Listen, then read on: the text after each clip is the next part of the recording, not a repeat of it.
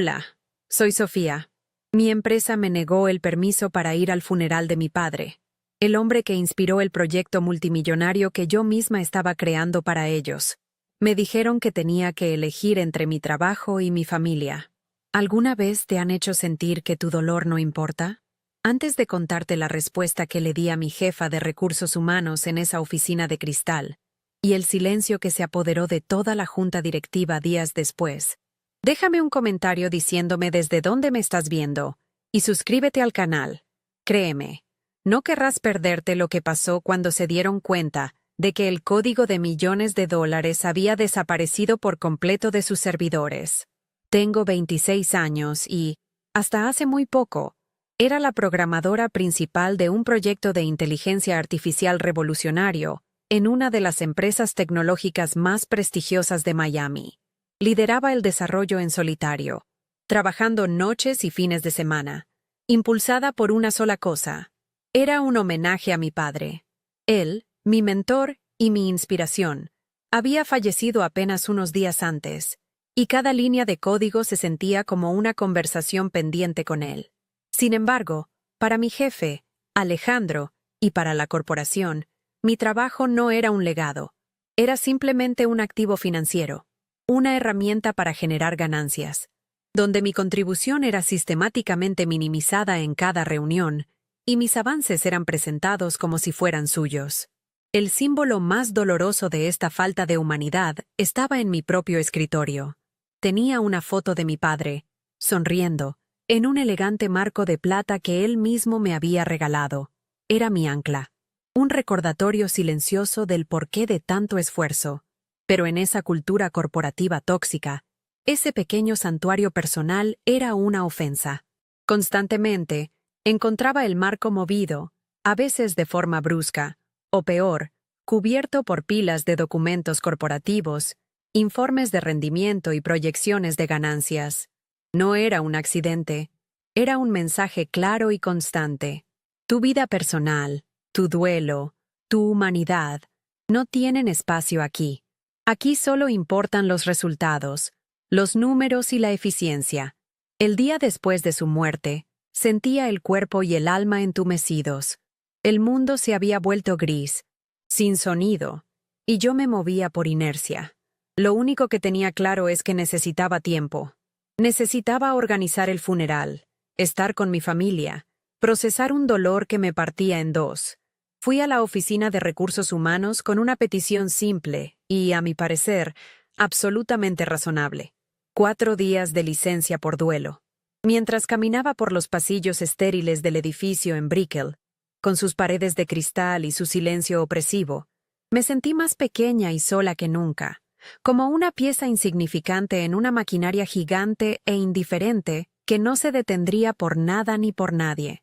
La oficina de Isabel, la gerente de RRHH, era un cubo de cristal claustrofóbico que parecía diseñado para intimidar. Era una mujer de unos 35 años, con una profesionalidad tan fría que helaba la sangre. Le expliqué mi situación con la voz entrecortada, esperando un mínimo de compasión. Una frase de condolencia. El procedimiento estándar que cualquier ser humano decente ofrecería. En lugar de eso, apenas levantó la vista de su monitor. Escuchó mi petición con una impaciencia apenas disimulada, como si mi tragedia personal fuera una interrupción molesta en su agenda. Su respuesta no fue humana, fue corporativa. Me habló de una fecha de entrega crucial, de las expectativas de la junta directiva y de la importancia de mi presencia, en este momento crítico. Fue entonces cuando pronunció la frase que lo cambió todo. Con una calma escalofriante, mirándome finalmente a los ojos, me dijo: Sofía, entendemos tu situación, pero el proyecto no puede esperar. Tendrás que elegir entre tu trabajo y tu familia. En ese instante, el mundo se detuvo. El zumbido del aire acondicionado se volvió ensordecedor. Vi a Alejandro pasar por el pasillo, luciendo su costoso reloj Rolex, riendo con otro directivo, completamente ajeno a la humillación que yo estaba sufriendo a solo unos metros de él. No sentí rabia, sino un frío glacial. Era la certeza de que para ellos, yo no era una persona de luto, sino un recurso que funcionaba mal. Mi dolor no era válido. Era un problema de productividad. No discutí. No lloré. No les di esa satisfacción. Simplemente asentí lentamente, como si aceptara su veredicto. Me levanté y al salir de su oficina, sentí las miradas de mis compañeros sobre mí. Nadie dijo nada. El silencio en una oficina de planta abierta puede ser más ruidoso que cualquier grito. Pero en lugar de volver a mi escritorio, a la silla donde había pasado incontables horas construyendo su futuro millonario, caminé directamente hacia el ascensor. Mi tarjeta de identificación de empleada, que antes llevaba con orgullo, de repente pesaba como una piedra en mi bolsillo. Mientras las puertas metálicas se cerraban, reflejando una versión distorsionada de mi rostro, supe que no volvería. Esa noche, en la tranquilidad de mi apartamento en Coconut Grove, el contraste con el ambiente de la oficina era abrumador. Aquí, todo hablaba de mi padre, sus libros en las estanterías, las fotos de nuestros viajes, el calor de un hogar construido con amor, no con métricas de rendimiento. Sostuve el marco de plata en mis manos, mirando la sonrisa de mi papá, y recordé una de sus frases favoritas. Un lema que me repitió toda la vida. El valor lo crea la gente, no la corporación. Esas palabras, que siempre habían sido una guía moral, ahora se sentían como una instrucción, una orden. El dolor seguía ahí, profundo y desgarrador, pero ahora estaba acompañado de una nueva sensación, una determinación inquebrantable. Abrí mi computadora portátil personal, la misma con la que mi padre y yo habíamos escrito las primeras líneas de código de este proyecto, mucho antes de que la empresa siquiera existiera. Mi decisión no nació de la venganza, sino de la necesidad de proteger lo único que me quedaba de él. Ese código no era solo un producto, era su legado, nuestra historia, la materialización de sus sueños y mi amor por él. Ellos habían intentado despojarme de mi derecho a llorarlo, a honrar su memoria, tratándolo como una simple variable en su hoja de cálculo. No iba a permitir que también se quedaran con la última pieza de su alma. El suave tecleo en la oscuridad de mi sala fue el comienzo de mi verdadera respuesta. No fue un arrebato de furia. Fue un acto de preservación metódico, casi quirúrgico. Cada comando que tecleaba en la terminal de mi laptop personal se sentía como una puntada que cerraba una herida. Primero, establecí una conexión segura y encriptada a los servidores de la empresa, usando las credenciales de administrador que me habían otorgado con tanta confianza. Luego, inicié la transferencia del repositorio completo del proyecto, cada línea de código, cada comentario, cada historial de cambios, a mis propios servidores privados en la nube.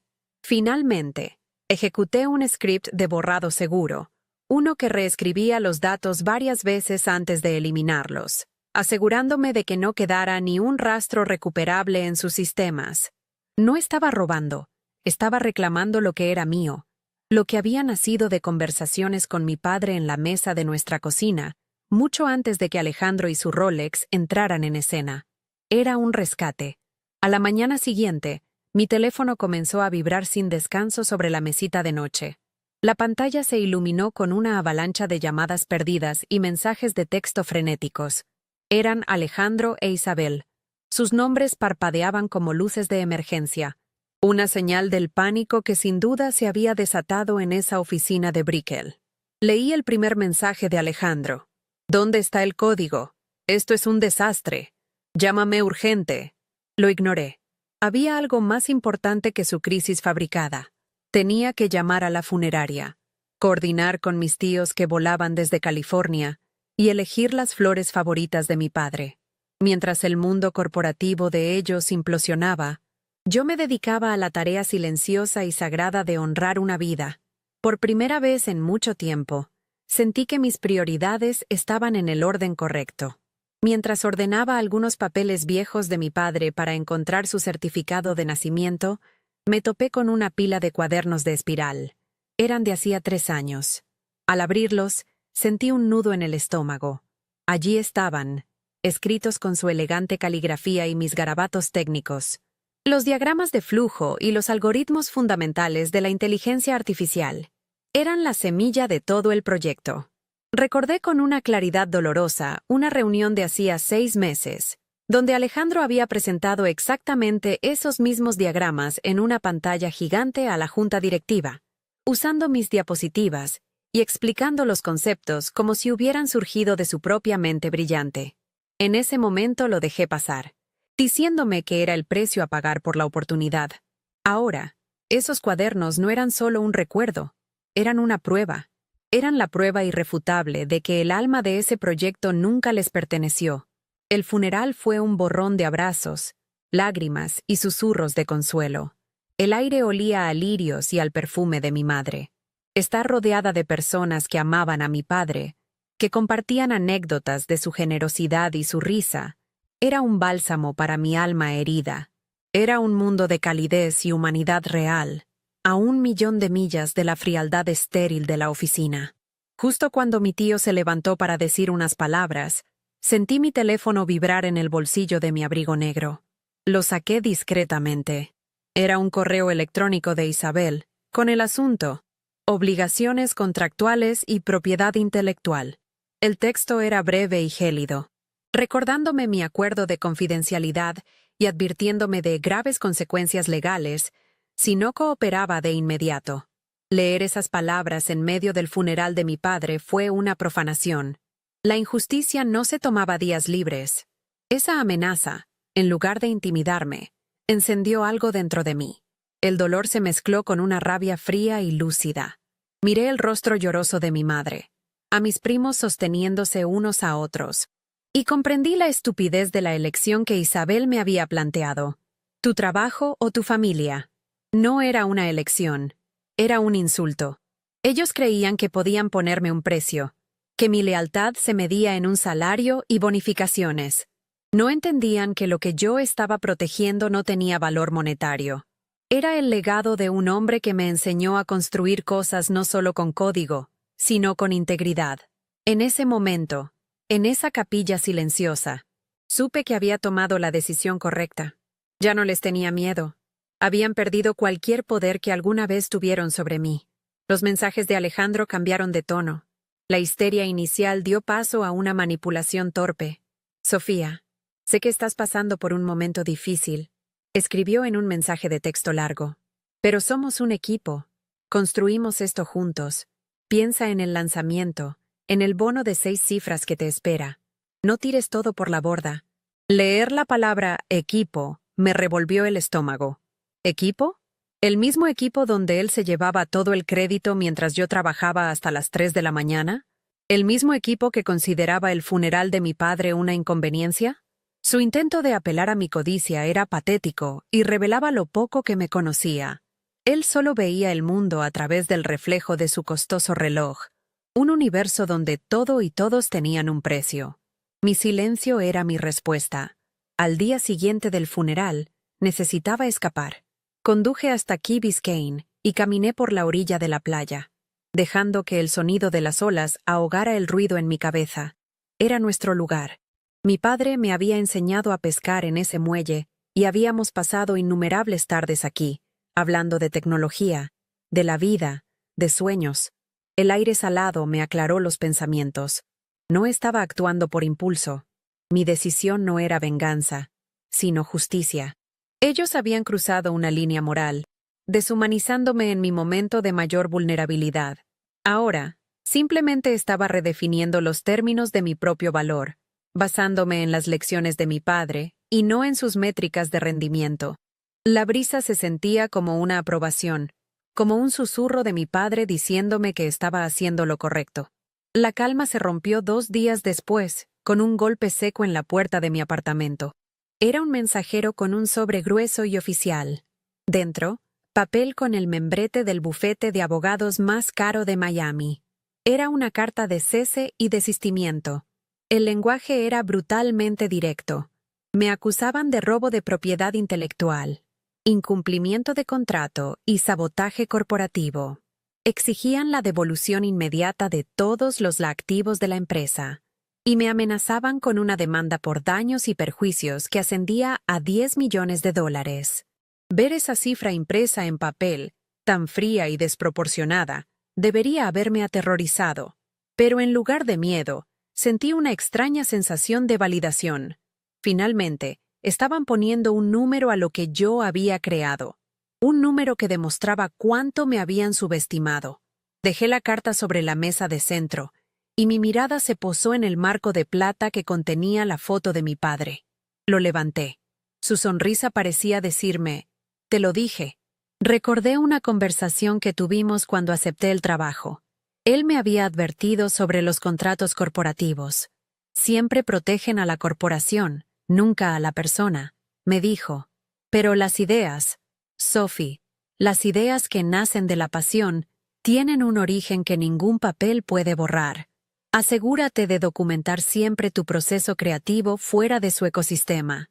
En ese momento, sus palabras habían sonado como un consejo paternal más. Ahora, eran mi estrategia de defensa. Eran el mapa que me había dejado para navegar exactamente por esta tormenta. El marco de plata ya no era solo un recuerdo. Era un talismán. La amenaza legal me obligó a pasar de la defensa moral a la acción estratégica. Ya no era suficiente saber que yo tenía razón. Necesitaba poder demostrarlo. Pasé las siguientes 48 horas inmersa en una arqueología digital personal. Desempolvé viejos discos duros externos. Revisé archivos en mi primera laptop de la universidad y busqué en copias de seguridad antiguas en la nube. Y allí estaba todo. Versiones del código que databan de años antes de mi primer día en la empresa. Correos electrónicos intercambiados con mi padre donde discutíamos la arquitectura central del sistema y los cuadernos escaneados con nuestros bocetos originales. Estaba construyendo un caso irrefutable de que la propiedad intelectual era mía, desarrollada independientemente y mucho antes de que mi trabajo fuera contaminado por sus logos y sus plazos. Mientras compilaba la última carpeta de pruebas en mi escritorio, mi teléfono volvió a sonar. Era Alejandro. Habían pasado casi 5 días de mi silencio absoluto.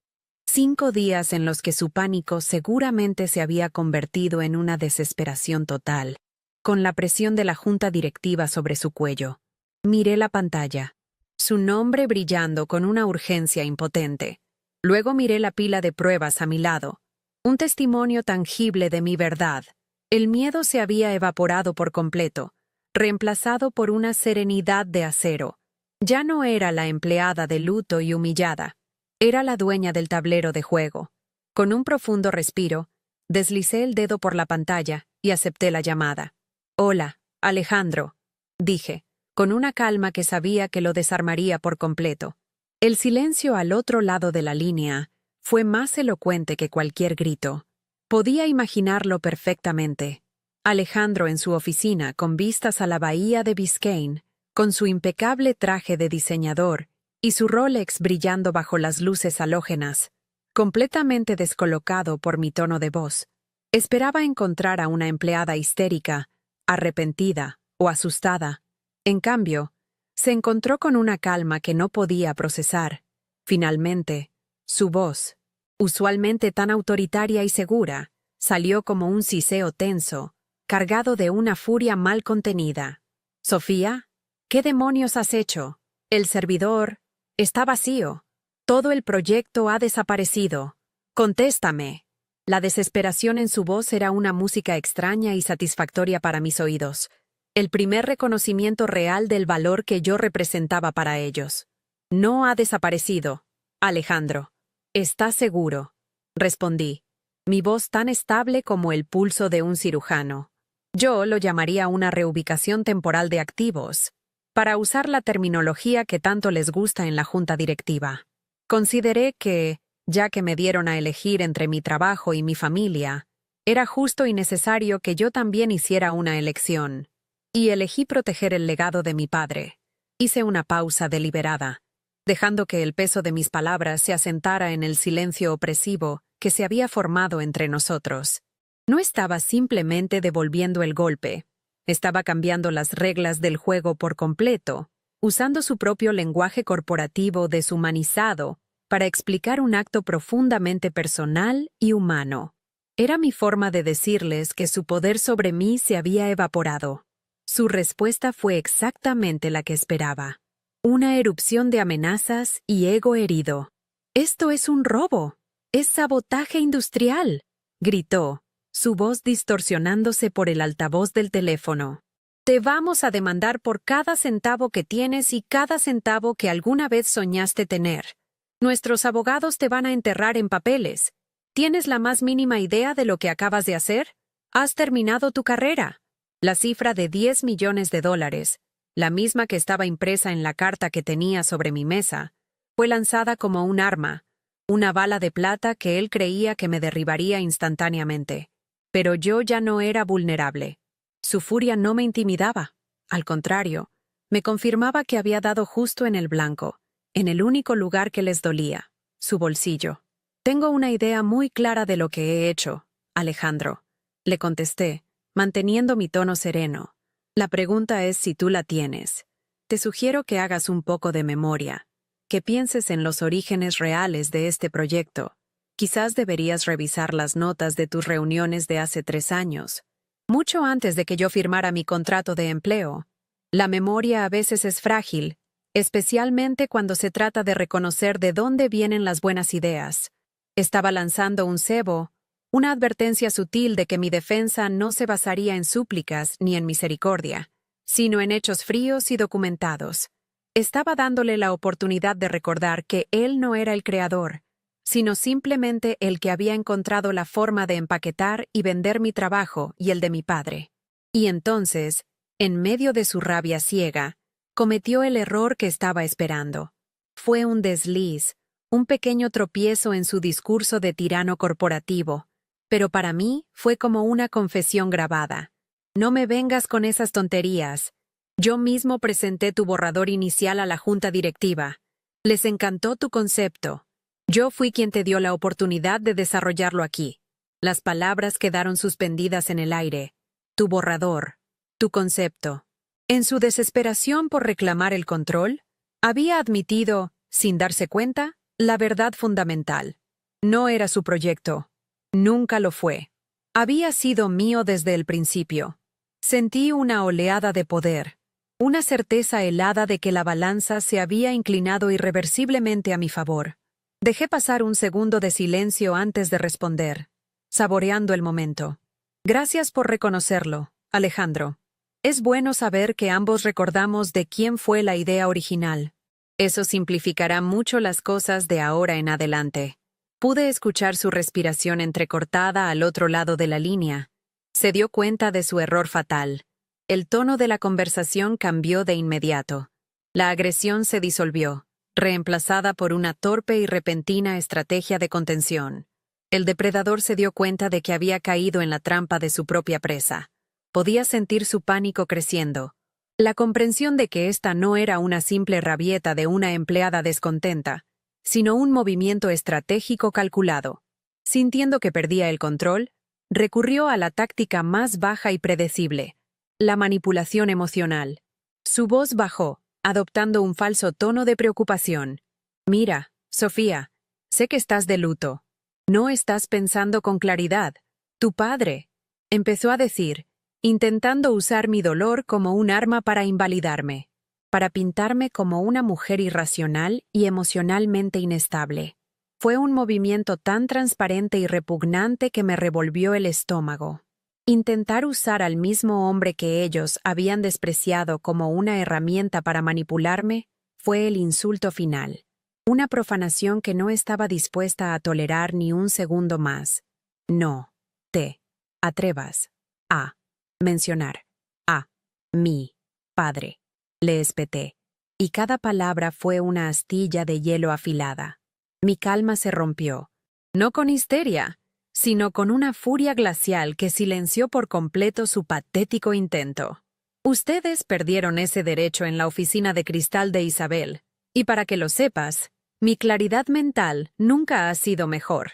De hecho, por primera vez en mucho tiempo, veo las cosas exactamente como son». En ese momento, le arrebaté por completo el poder narrativo. Ya no era la víctima del luto. Era la arquitecta de las consecuencias que ahora estaban enfrentando. De repente, una nueva voz se unió a la llamada, tan fría y carente de emoción como el acero pulido. Era Isabel. sin duda en el altavoz de la oficina de Alejandro. Su intervención no tenía matices. Era una declaración de guerra corporativa.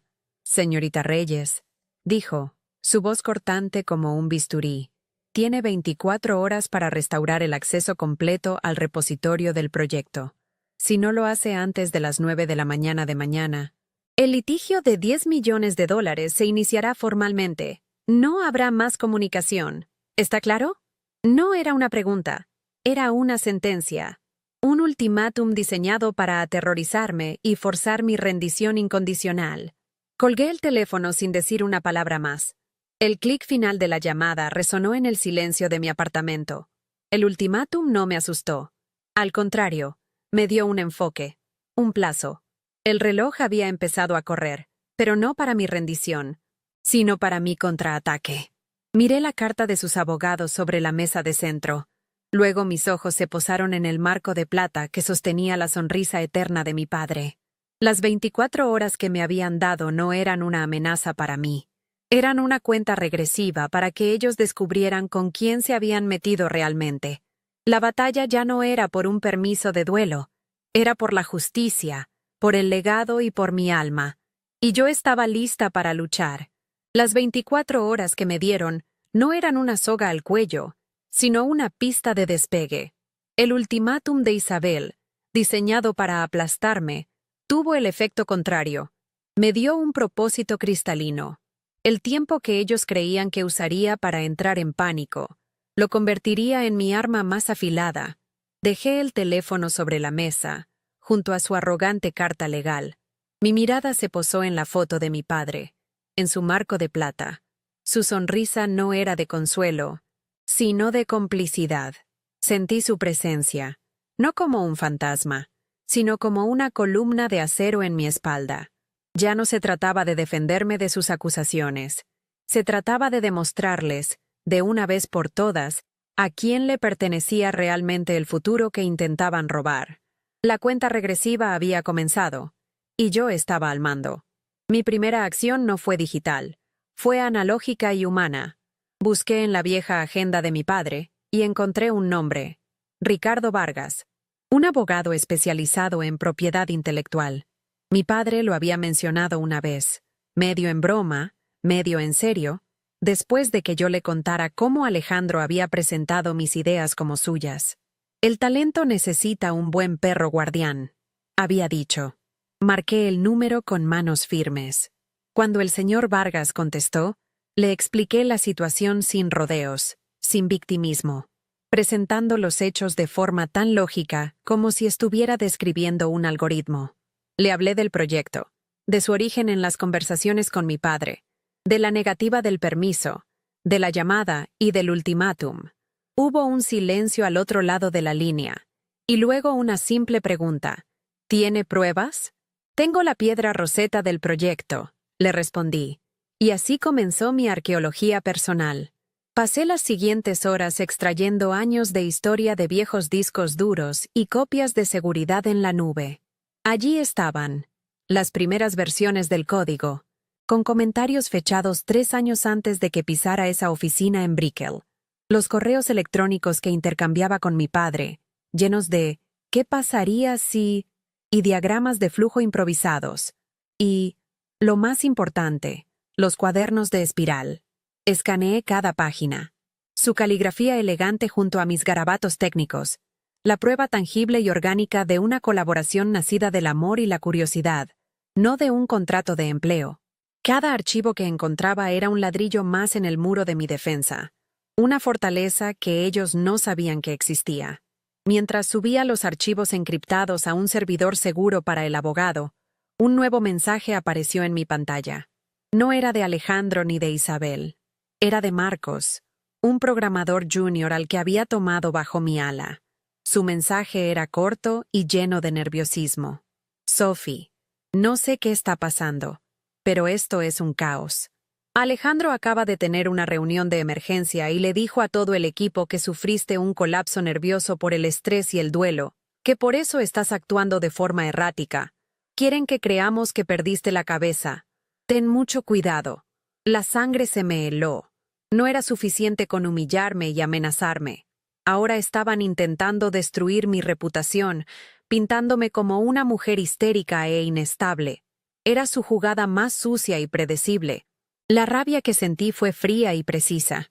Ese intento de asesinato de mi carácter no me debilitó. Me enfocó aún más.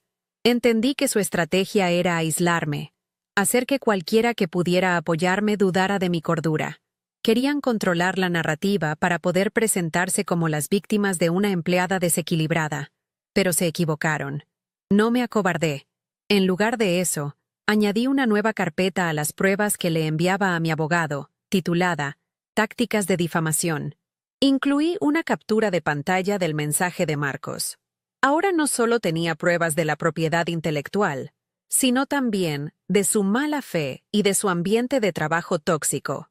Estaban cavando su propia tumba, y yo me aseguraría de que tuvieran todas las palas que necesitaran. Con todas las pruebas compiladas, creé un documento final, una línea de tiempo detallada. Comencé con la fecha del primer boceto en el cuaderno de mi padre, y terminé con la llamada de ultimátum de Isabel.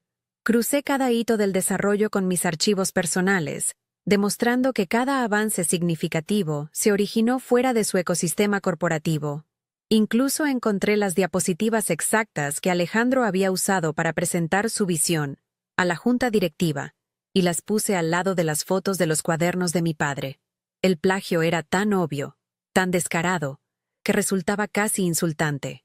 No había espacio para la interpretación.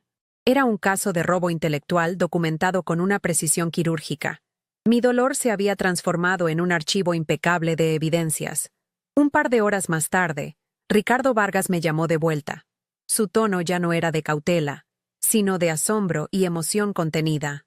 «Sofía», dijo, y pude escuchar la sonrisa en su voz.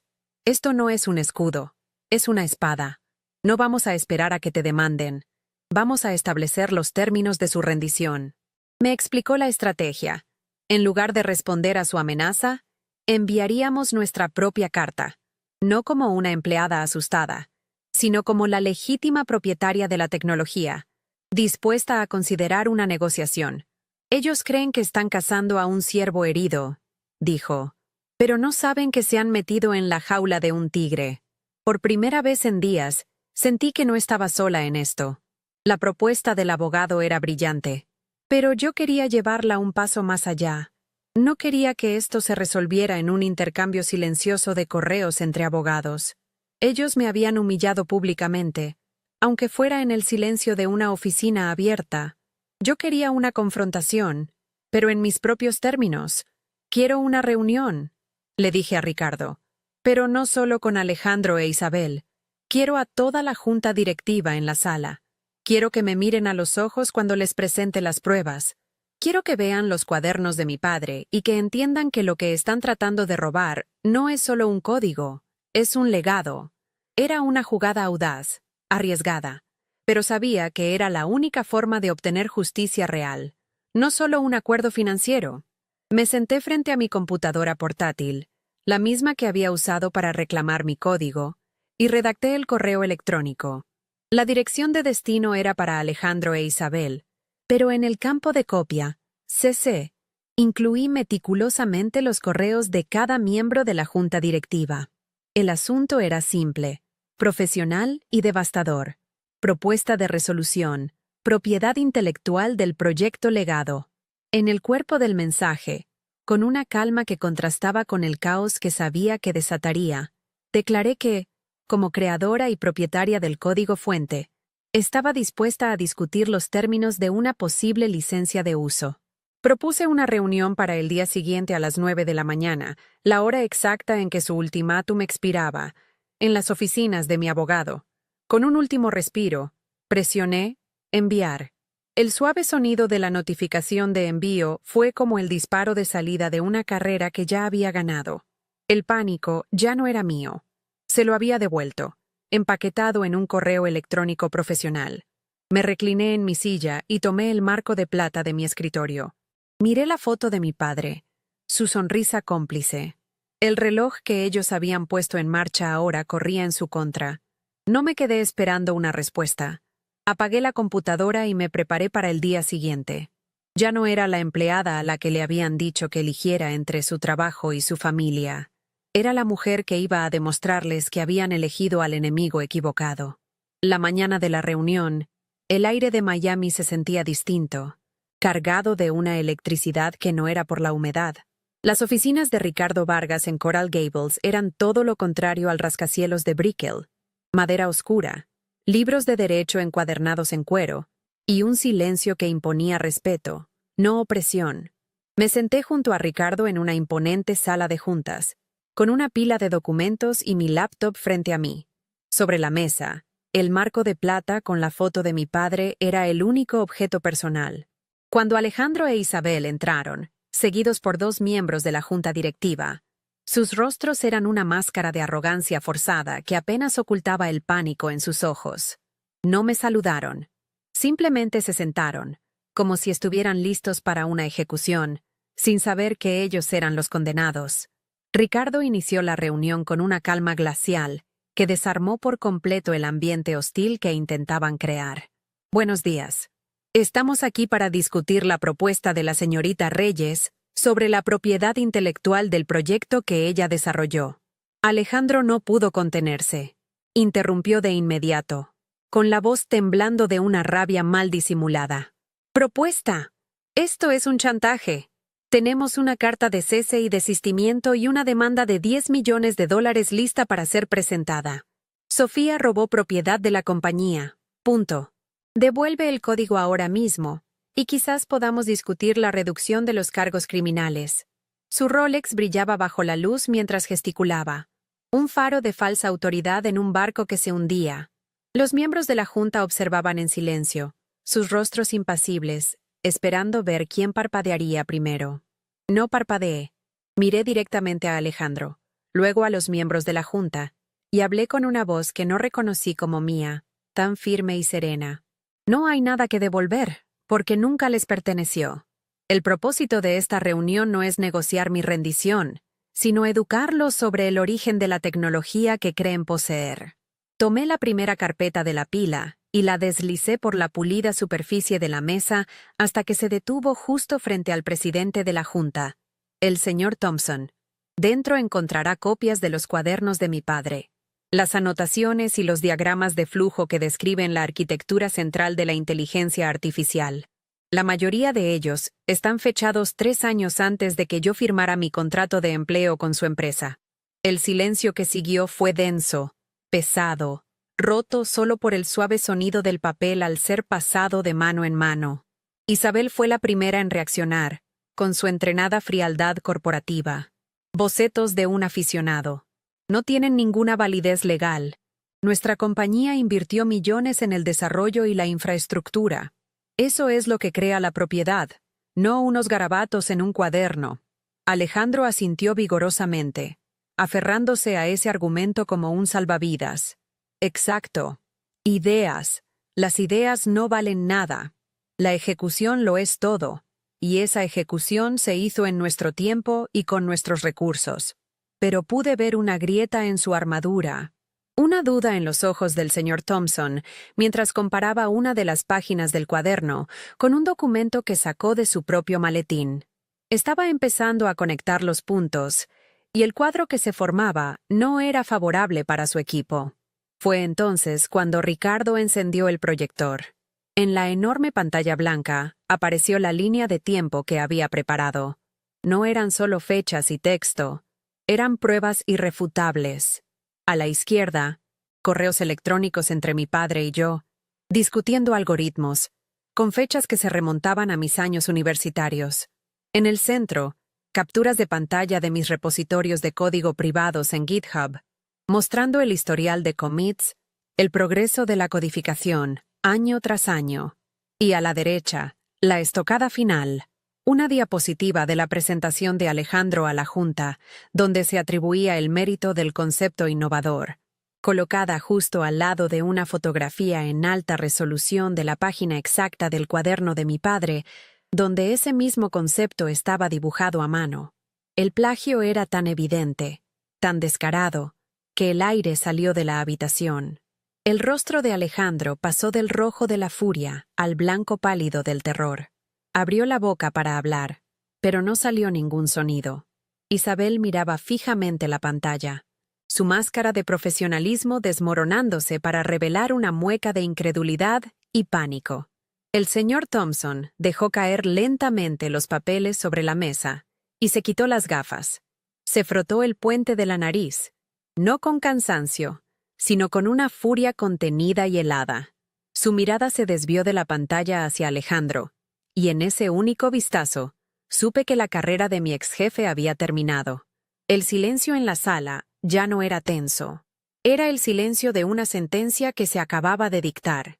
El Rolex en la muñeca de Alejandro de repente parecía barato y vulgar. Un simple trozo de metal inútil. Hay un último punto que nos gustaría aclarar, continuó Ricardo, su voz cortando el silencio como un cuchillo. Presionó una tecla y un archivo de audio comenzó a reproducirse. La voz de Alejandro, distorsionada por la tensión, pero inconfundible, llenó la sala. Yo mismo presenté tu borrador inicial a la junta directiva. Les encantó tu concepto. Yo fui quien te dio la oportunidad. Ricardo detuvo la grabación. Una confesión involuntaria, grabada durante su llamada de amenaza a mi clienta. No solo tenemos pruebas del origen de la propiedad intelectual, sino también de su mala fe y de sus intentos de intimidación. Alejandro se hundió en su silla, completamente derrotado. Isabel cerró los ojos, como si deseara desaparecer. El juego había terminado. Jaque mate. Me puse de pie. Todos los ojos se volvieron hacia mí. Tomé el marco de plata de la mesa y lo sostuve. Este es mi padre, dije, mi voz ahora llena de la emoción que había contenido durante días. El hombre cuya muerte ustedes consideraron una inconveniencia. El hombre cuyo legado intentaron robar y empaquetar como un producto. Me dijeron que tenía que elegir entre mi trabajo y mi familia. Fue el insulto más grande de mi vida, porque mi trabajo y mi familia, en este proyecto, eran la misma cosa. Miré directamente a los ojos del señor Thompson. No les quité el código por dinero o por venganza. Lo reclamé para honrar su memoria, para proteger la única cosa que no pudieron quitarme, mi dignidad. Ricardo Vargas tomó la palabra de nuevo. Su tono ahora era el de un vencedor dictando los términos. Como pueden ver, la demanda de $10 millones es una fantasía. De hecho, es la señorita Reyes quien tiene un caso sólido contra ustedes por fraude, difamación e intento de robo de propiedad intelectual. Pero ella no quiere pasar los próximos años en un litigio. Ella quiere construir. Puso un último documento sobre la mesa. Esta es nuestra oferta. Sofía fundará su propia compañía. Ustedes tendrán la opción de ser sus primeros clientes, licenciando la tecnología por una tarifa anual de 7 cifras y una participación del 15% en su nueva empresa. Además, exigimos una disculpa pública y la destitución inmediata del señor Alejandro y la señora Isabel. Tienen 48 horas para aceptar. El señor Thompson ni siquiera miró a Alejandro o a Isabel. Su atención estaba completamente en mí y en el documento. Con un gesto casi imperceptible de su mano, los despidió. «Salgan de la sala», dijo, su voz baja y cargada de una autoridad final. Los dos se levantaron como autómatas, sus rostros vacíos de toda emoción excepto la humillación absoluta, y salieron de la sala de juntas sin mirar atrás. La puerta se cerró detrás de ellos con un clic suave y definitivo. El presidente de la junta se ajustó la corbata, me miró por primera vez con algo que se parecía al respeto, y dijo, «Señorita Reyes, creo que tenemos mucho de qué hablar». En ese instante, supe que había ganado mucho más que una batalla legal. Mientras me sentaba de nuevo, coloqué el marco de plata frente a mí. La sonrisa de mi padre parecía brillar un poco más. El peso que había llevado en mis hombros durante la última semana se evaporó, reemplazado por una sensación de paz y justicia tan profunda que casi me hizo llorar. No eran lágrimas de tristeza, sino de liberación. Había caminado a través del fuego de la humillación y el dolor, y había salido del otro lado no solo intacta, sino forjada en algo más fuerte. Había protegido su legado, Había reclamado mi futuro. El valor, como él siempre dijo, lo crea la gente. Y por primera vez, entendí el verdadero poder de sus palabras, un poder que ninguna corporación, sin importar cuán grande o despiadada fuera, podría jamás cuantificar o arrebatar.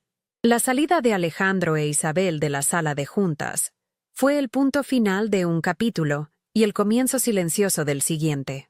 El señor Thompson no perdió el tiempo en formalidades. Aceptó los términos básicos de mi propuesta allí mismo, con una eficiencia que me dejó claro por qué estaba al mando. No hubo apretones de manos forzados ni falsas disculpas. Fue una transacción. Negociamos los detalles finales a través de nuestros abogados durante las siguientes 24 horas. Cuando salí de ese edificio de caoba y cuero, sentí que el sol de Coral Gables me calentaba la cara por primera vez en una semana. El aire ya no se sentía pesado. Podía respirar de nuevo, un aliento profundo y limpio que no era de alivio, sino de victoria. La guerra había terminado, y yo había dictado los términos de la paz. La noticia de la destitución de Alejandro e Isabel se extendió por la empresa como un incendio forestal. Marcos me envió un mensaje esa misma tarde. Se fueron, escoltados por seguridad. Nadie puede creerlo. Gracias, Sophie. Su salida no fue discreta. Fue un espectáculo diseñado para enviar un mensaje a toda la corporación. El fracaso a ese nivel tiene consecuencias visibles. Me imaginé a Alejandro guardando sus pertenencias en una caja de cartón, su Rolex sintiéndose pesado e inútil en su muñeca mientras los guardias lo observaban. Isabel, con su fría compostura, probablemente mantuvo la cabeza alta, pero ambos sabían que sus carreras en esa torre de cristal habían implosionado. Se convirtieron en una leyenda corporativa, una historia de advertencia sobre la arrogancia y sobre subestimar a la persona equivocada en el peor momento posible. Mi primer paso como fundadora no fue celebrar, sino construir. Alquilé un pequeño espacio de oficina en Wynwood, lejos del opresivo distrito financiero. Era un loft con paredes de ladrillo visto y enormes ventanales que inundaban el lugar de luz natural. El contraste con el cubo de cristal de Isabel no podría haber sido más marcado. Firmar ese contrato de arrendamiento fue uno de los momentos más aterradores y liberadores de mi vida. No había un logo corporativo sobre la puerta, ni una tarjeta de identificación que colgarme del cuello. Solo había una llave en mi mano y un espacio vacío que representaba una promesa. La promesa de crear un lugar donde el valor realmente lo creara la gente y donde la humanidad no fuera una variable a optimizar. Una semana después, el primer pago de la licencia de la tecnología llegó a la cuenta bancaria de mi nueva empresa. Ver esa cifra de 7 dígitos en la pantalla de mi laptop fue surrealista. No era solo dinero, era independencia, era poder, era la prueba tangible de que mi trabajo, el legado de mi padre, tenía un valor que ellos finalmente se vieron obligados a reconocer en los únicos términos que entendían. Usé una parte para contratar a Ricardo Vargas como asesor legal permanente y otra para comprar el mejor equipo para mi futuro equipo.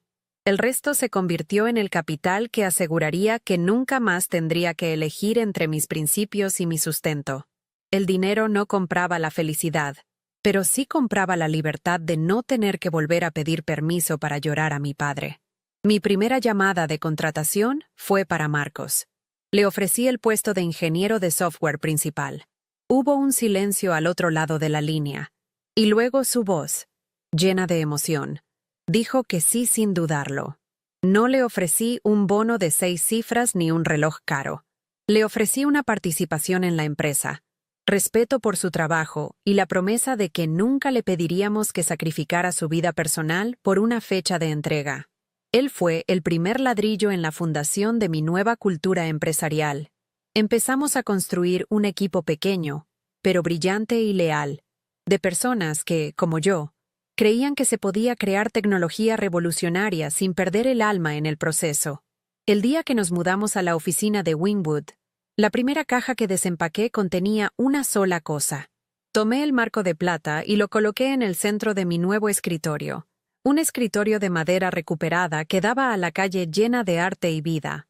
La foto de mi padre ya no era un recordatorio silencioso de una injusticia. Ahora era el faro de nuestra empresa, el símbolo visible de nuestros valores fundamentales. Ya no tenía que preocuparme de que alguien lo cubriera con informes de rendimiento. Ocupaba su lugar de honor, no como un objeto personal tolerado, sino como el verdadero presidente de nuestra junta directiva. Su sonrisa parecía llenar toda la habitación, aprobando cada decisión que había tomado para llegar hasta allí. Unos meses después, en un sábado soleado, conduje de nuevo a Key Biscayne. Caminé por el mismo muelle donde mi padre me enseñó a pescar. El agua estaba tranquila y el aire salado olía a paz. Ya no sentía la rabia ni el dolor agudo de la pérdida, sino una profunda gratitud. Había honrado su memoria de la manera más significativa posible, no solo preservando su trabajo, sino luchando por los principios que él me había inculcado. Me di cuenta de que la prueba más grande de mi vida no había sido la creación del código, sino la defensa de su espíritu. Mirando el horizonte, sentí su presencia, no como una ausencia dolorosa, sino como el viento a mi espalda, impulsándome hacia adelante. Nunca volví a saber directamente de Alejandro o Isabel. Las noticias en el pequeño mundo tecnológico de Miami viajan rápido. Escuché que Alejandro tuvo que vender su BMW y su apartamento con vistas a la bahía. Su reputación quedó tan dañada que le costó encontrar otro puesto directivo. Se convirtió en un fantasma, una sombra de su antiguo yo arrogante. Su Rolex probablemente guardado en un cajón, un recordatorio metálico y frío de cómo lo había perdido todo. Isabel, por su parte, desapareció del radar corporativo por completo. Se convirtieron en lo que siempre habían tratado a los demás: recursos prescindibles, eliminados del sistema cuando dejaron de ser rentables. Su caída no me produjo alegría, solo una sensación de equilibrio restaurado. Hoy, mi empresa, Legacy AI, está prosperando. Desde mi oficina no veo las frías torres de Brickell, sino los murales vibrantes de un barrio que se reinventa cada día, como yo. Mi equipo es mi familia profesional, y juntos estamos construyendo algo que importa. A veces, cuando una línea de código es particularmente elegante o resolvemos un problema complejo, miro la foto de mi padre en su marco de plata y sonrío. No gané una batalla contra una corporación. Reclamé mi historia, mi dignidad y mi futuro. Y en el proceso, construí un hogar para el legado de mi padre, un lugar donde su genio y su humanidad pueden vivir para siempre. Y eso es una ganancia que ninguna hoja de cálculo podrá jamás medir. Me dieron a elegir entre mi trabajo y mi familia, como si fueran dos mundos separados que no podían coexistir. Pero lo que aprendí en ese frío cubículo de cristal, y en los días que siguieron, es que esa nunca fue una elección real. Era una prueba para ver si yo misma entendía mi propio valor más allá de mi cargo o de mi productividad. La verdadera elección no era entre un funeral y una fecha de entrega. La verdadera elección era entre permitir que un sistema deshumanizante me definiera, o levantarme y definir mis propios términos, basados en el amor, el respeto y el legado. Ellos pensaron que me estaban acorralando, pero lo único que hicieron fue mostrarme la puerta de salida de su jaula dorada y obligarme a recordar para quién y por qué estaba construyendo algo en primer lugar. Mi padre siempre decía que el valor lo crea la gente, no la corporación. Durante años, pensé que se refería al talento, a la innovación, a la chispa creativa que ninguna empresa puede fabricar. Pero me equivoqué. No se trataba solo de eso. Se trataba de la decencia, de la integridad, de la humanidad que ponemos en nuestro trabajo. El código que escribí tenía un valor de millones de dólares para ellos, pero para mí, su verdadero valor residía en las conversaciones nocturnas con mi padre, en los sueños que compartimos, y en la promesa que le hice de construir algo significativo. Ellos veían líneas de código. Yo veía un legado, y un legado no tiene precio. No se puede comprar con un Rolex, ni se puede vender por un bono. Solo se puede honrar. Cuando intentaron desacreditarme, diciendo que había sufrido un colapso nervioso, entendí su táctica más peligrosa.